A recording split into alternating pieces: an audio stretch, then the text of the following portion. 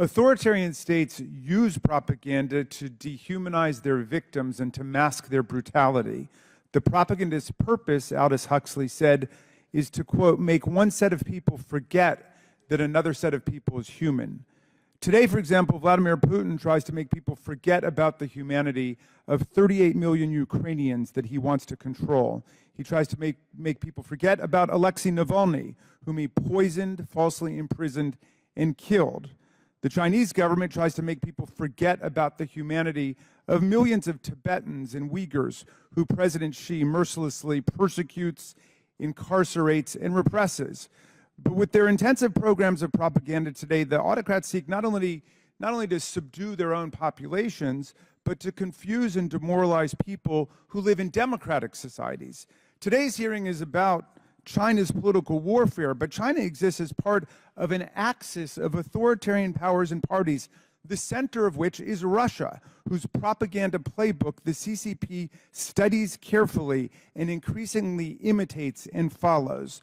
In the struggle between democracy and authoritarianism today, the central military battlefield is, of course, Ukraine, which has been invaded and hammered by Putin. More than 10,000 civilians have been killed and 12 million people have been driven from their homes.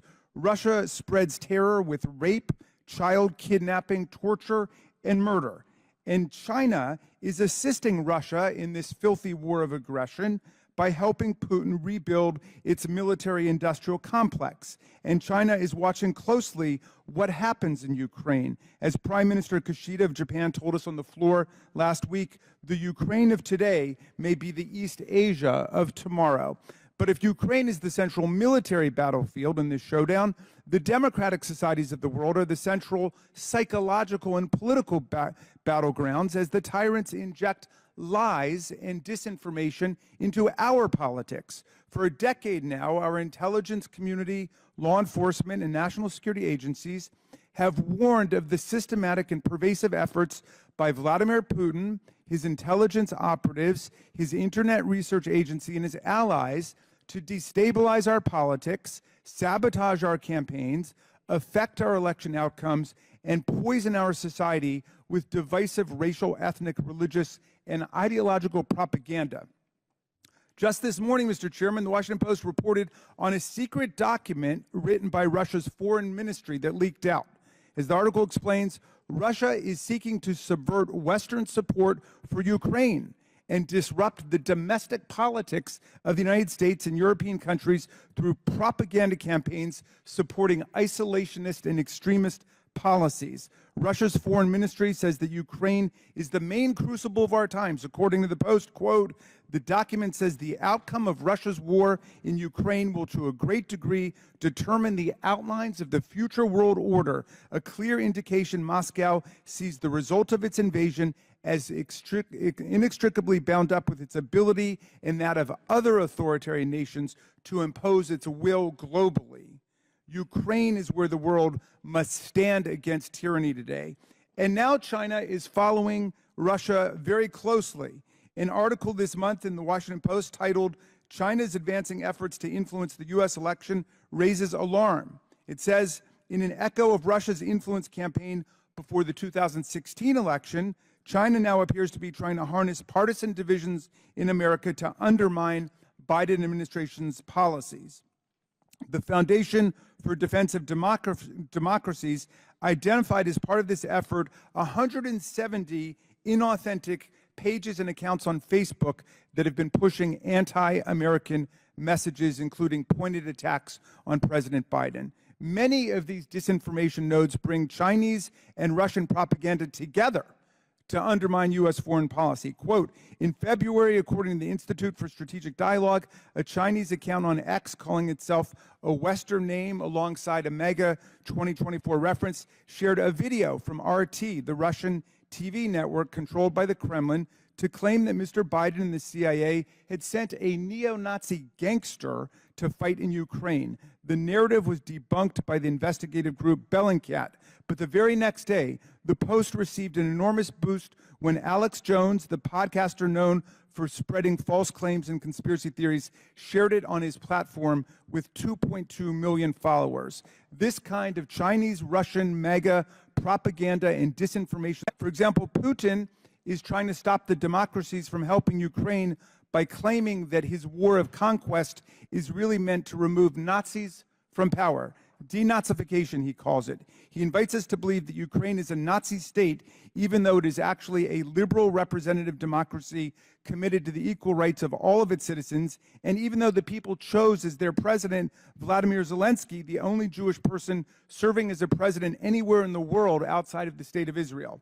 Yet the denazification myth has spread to the mega precincts of Congress. Just this week, one of our colleagues on the committee who was trying to topple the Speaker of the House this week because he wants to allow a fair floor vote on a security package to Ukraine recycled a defamatory lie about Ukraine. She tweeted, "It is anti-Semitic to make Israeli aid contingent on funding Ukrainian Nazis."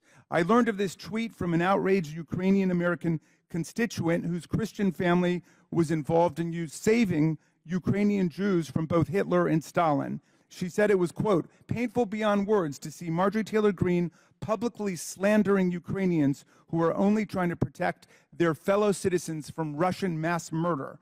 A similar disinformation ploy fundamentally distorted the work of our own committee over the last year. The key evidence in this committee's protracted impeachment quest, Alexander Smirnov's infamous FBI Form 1020, replete with salacious allegations about multi-million-dollar bribes to President Biden, turned out to be a tissue of lies planted by a person with close and extensive ties to Russian intelligence.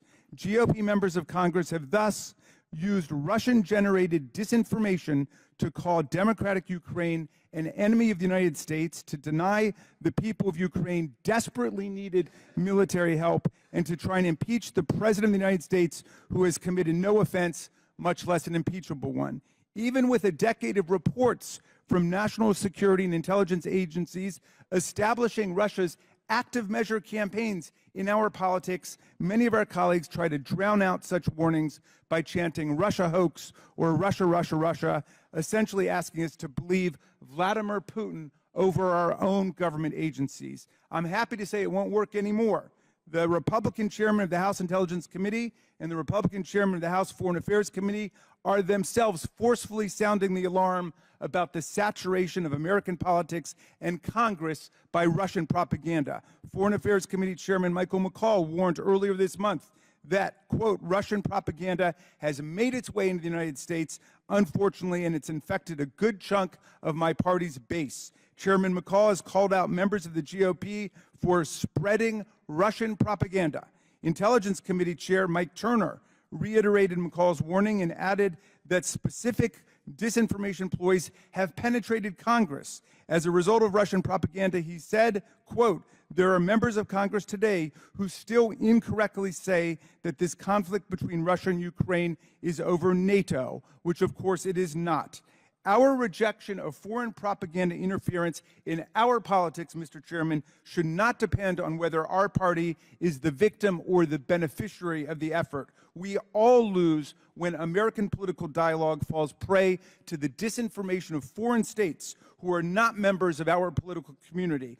Foreign governments have no right to define our campaigns, control our elections, or thwart our legislative process. The Ukrainian people are fighting a momentous battle against tyranny and corruption to defend democracy. We need to be on their side, and that means we need to disenthrall ourselves from the disinformation and propaganda tactics being waged against us by all the autocratic powers, meaning Russia and China, as well as Iran and North Korea. It's time we work together on this project, Mr. Chairman, and I look forward to hearing from our witnesses, especially Professor Snyder, a leading historian of Europe and leading analyst of how authoritarian governments work and how they try to undermine freedom and democracy. Thank you kindly, Mr. Chairman. I yield back.